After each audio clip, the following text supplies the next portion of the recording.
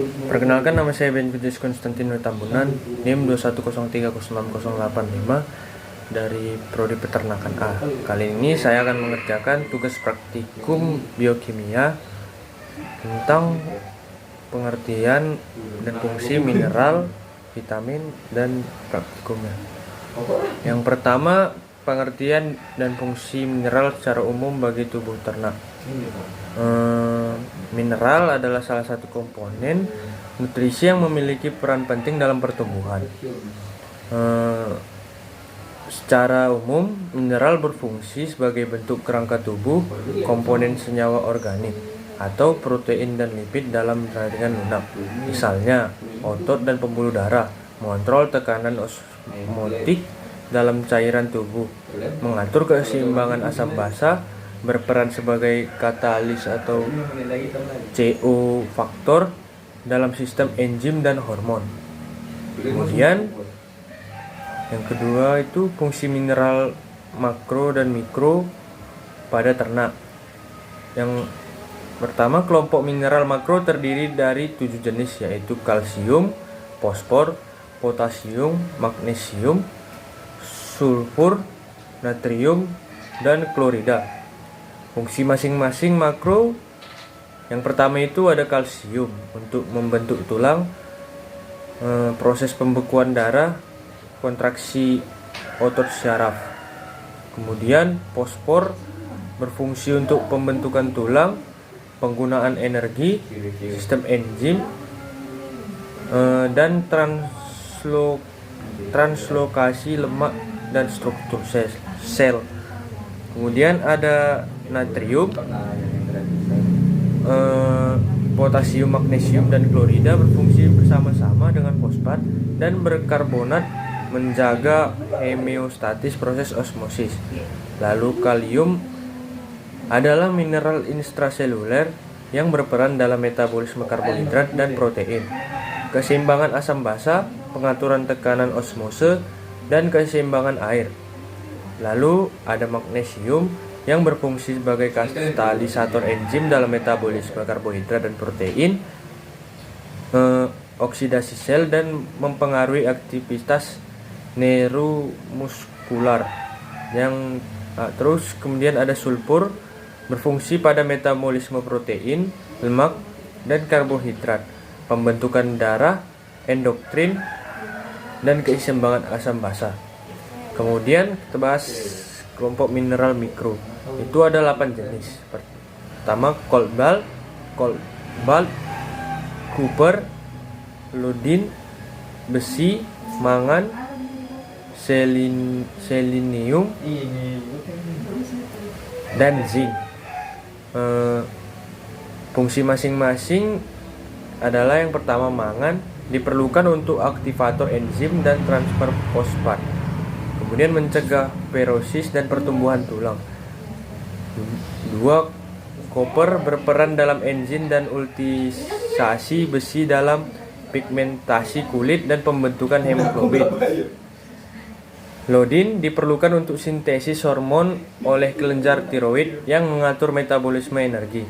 Kemudian ada Zn atau zinc, berperan dalam pengaktif dan komponen beberapa enzim seperti karbonik anhidrase, karbonik peptidase, alkohol dehidrogenase yang berperan dalam metabolisme asam nukleat, sintesis protein, dan metabolisme karbohidrat.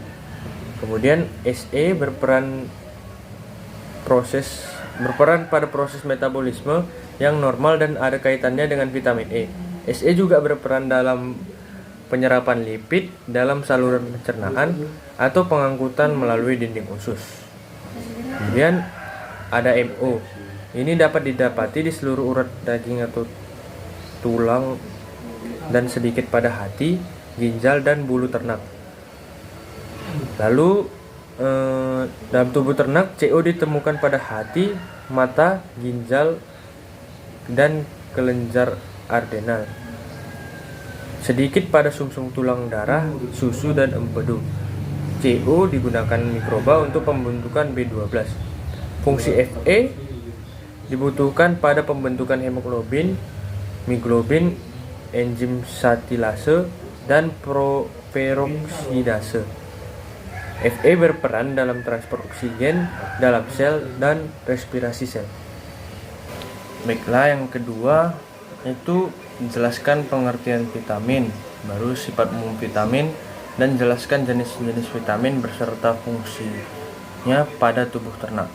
Yang pertama itu vitamin adalah suatu zat senyawa kompleks yang sangat dibutuhkan oleh tubuh, yang berfungsi untuk membantu pengaturan atau proses kegiatan tubuh. Tanpa vitamin, manusia, hewan, dan makhluk hidup lainnya tidak dapat melakukan aktivitas hidup, dan kekurangan vitamin dapat menyebabkan memperbesarnya peluang terkena penyakit pada tubuh kita. Sifat umum penyakit secara umum, vitamin ada dua, yaitu yang larut dalam air, biasanya vitamin B dan C, dan yang larut dalam lemak, itu ada vitamin A, D, E, dan K. Vitamin yang larut dalam lemak itu dapat disimpan di dalam tubuh dalam waktu yang lama, sehingga dapat dikonsumsi setiap hari. Kelebihan lemak dapat menyebabkan toksik, sedangkan vitamin yang larut dalam air tidak disimpan dalam tubuh, sehingga dapat dikonsumsi setiap hari. Kelebihan vitamin C akan segera diekskresikan melalui eren atau feses. Vitamin A merupakan salah satu jenis vitamin yang larut dalam lemak yang berperan penting dalam pembentukan sistem penglihatan yang baik. Fungsi vitamin A pada ternak adalah untuk mencegah masalah kesehatan mata dan organ reproduksi, meningkatkan sistem imun, juga berperan dalam pertumbuhan dan perkembangan sel, serta menjaga kesehatan kulit. Lalu vitamin D. Ini adalah vitamin yang larut dalam lemak prohormon. Vitamin D dikenal juga dengan nama kalsiferol. Fungsi vitamin D bermanfaat pada sapi dan unggas, yaitu untuk memperkuat tulang, paruh, dan kerabang telurnya, karena vitamin D membantu penyerapan kalsium oleh tubuh. Lalu vitamin E. Nama umum untuk kedua kelas molekul adalah tocopherol dan tocotrienol yang memiliki aktivitas vitamin E dalam nutrisi. Vitamin E dalam ternak sapi merupakan antioksidan yang dapat melindungi sel dari kerusakan dan penting untuk kesehatan sel darah merah, meningkatkan daya tetas telur, mengurangi angka kematian embrio, dan sebagai antioksidan. Lalu vitamin K. Ini adalah vitamin yang larut dalam lemak.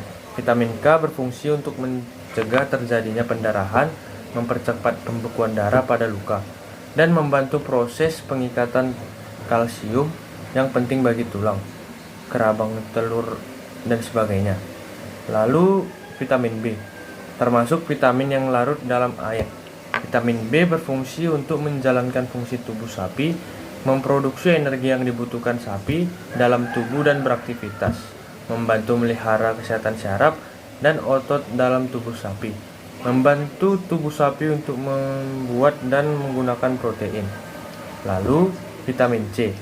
Ini adalah salah satu jenis vitamin yang larut dalam air dan memiliki peranan penting dalam menangkal berbagai penyakit.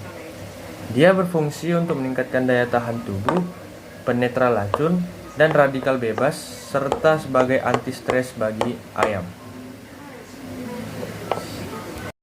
Oke, kali ini saya akan menguji coba apakah sampel depan ini mengandung vitamin C atau tidak. Saya akan mencobanya dengan betadine yang dicampur dengan air.